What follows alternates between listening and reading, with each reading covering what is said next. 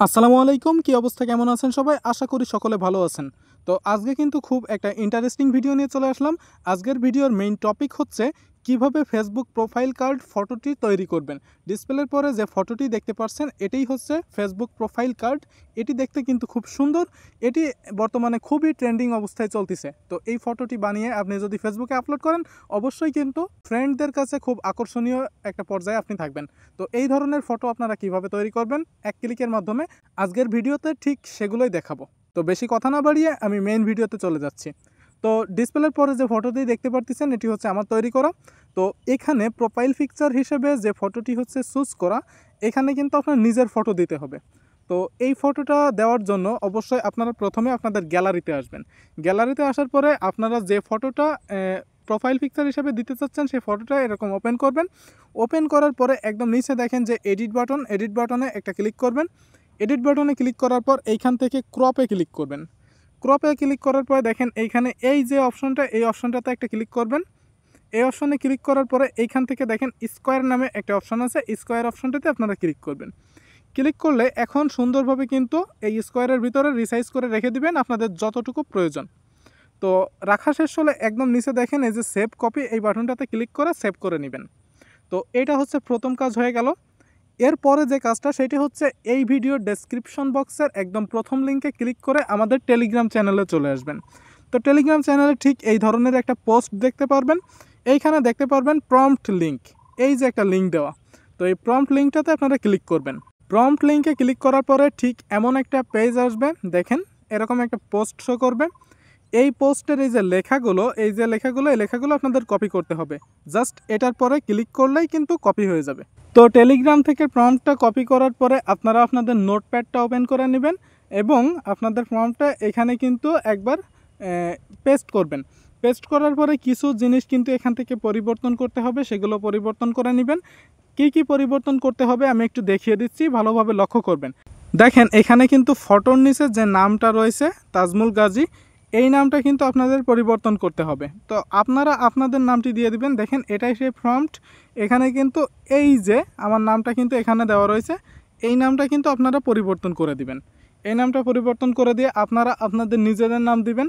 তারপর হচ্ছে আরেকটা অপশন চেঞ্জ করতে হবে। তার নিচে দেখেন আমি ফ্রিল্যান্সার লিখে দিছি, যেহেতু আমি ফ্রিল্যান্সিং করি। তো আপনারা যদি ফ্রিল্যান্সিং না করেন আপনারা আপনাদের নিজস্ব মতো কিছু দিতে পারবেন। দেখেন এখানে যে ফ্রিল্যান্সার লেখা রয়েছে এটা আপনারা এডিট করে এখানে ডিজিটাল মার্কেটার অথবা যে কোনো কিছু আপনারা লিখতে পারেন।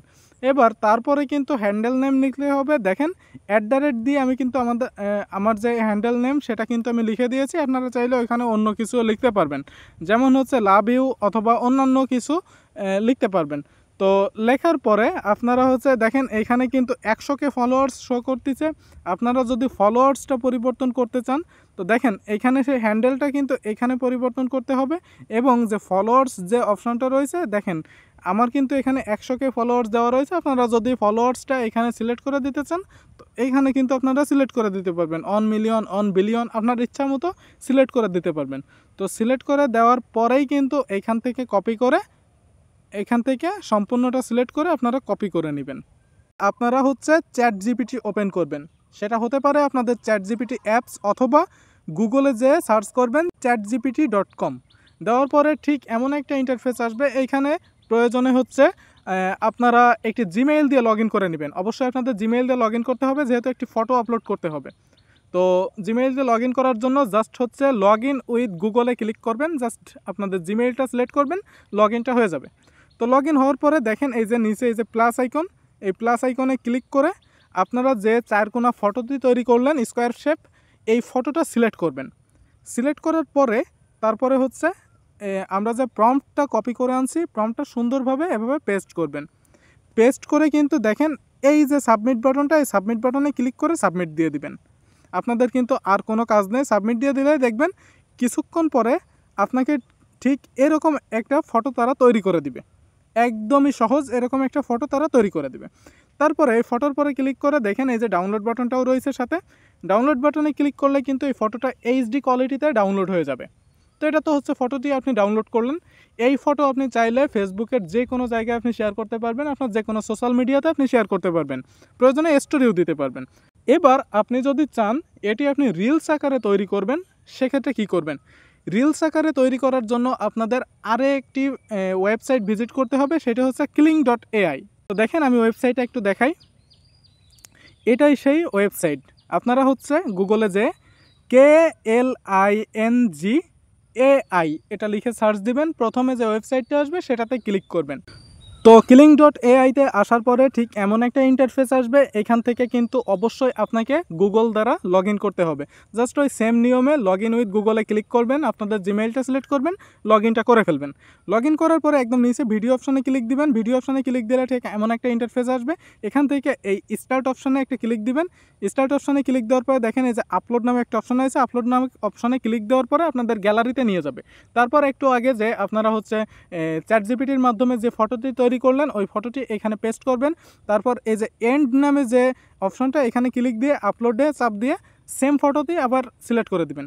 সিলেক্ট করে দেওয়ার পরে তার নিচে দেখেন এই যে স্ট্যান্ডার্ড একটা অপশন রয়েছে, স্ট্যান্ডার্ড অপশানে ক্লিক করে আপনারা প্রফেশনাল ভিআইপি এটা সিলেক্ট করে দিবেন। সিলেক্ট করে দেওয়ার পরে তারপরে কিন্তু আপনারা হচ্ছে একদম উপরে যে এলিমেন্ট নামে যে অপশনটা রয়েছে এলিমেন্ট অপশানে আপনারা ক্লিক করবেন। ক্লিক করার পরে এইখান থেকে দেখেন 16:9 রেশিও রয়েছে, এখানে আপনারা হচ্ছে 9:16 করে দিবেন। 9:16 করে দেওয়ার পরে তারপরে হচ্ছে আপনারা আবারও এই যে ফ্রেম অপশানে ক্লিক করবেন। তারপর একটু নিচে আসবেন, নিচে আসলে দেখবেন এখানে প্রম্পট দেওয়ার একটা অপশান রয়েছে। তো যে প্রম্পটটা আপনারা কপি করছিলেন প্রম্পটটা এখানে আবারও এখানে পেস্ট করে দিবেন, দিয়ে আপনারা জেনারেটে ক্লিক দিবেন। জেনারেটে ক্লিক দিলেই কিন্তু আপনাদের ভিডিওটা তৈরি হয়ে যাবে, আপনারা সহজে ডাউনলোড করে নিতে পারবেন। তারপর যে কোনো একটি এডিটর সফটওয়্যার দিয়ে আপনারা কিন্তু এডিট করে ওটা ভিডিও অথবা রিলস আকারেও কিন্তু আপলোড করতে পারবেন। তো আজকের ভিডিওটা ঠিক এ পর্যন্তই ছিল। ভিডিওটা কেমন লাগলো অবশ্যই জানাবেন। পরবর্তী ভিডিও দেখার আমন্ত্রণ জানিয়ে আমি আজকে বিদায় নিচ্ছি। আল্লাহ হাফেজ।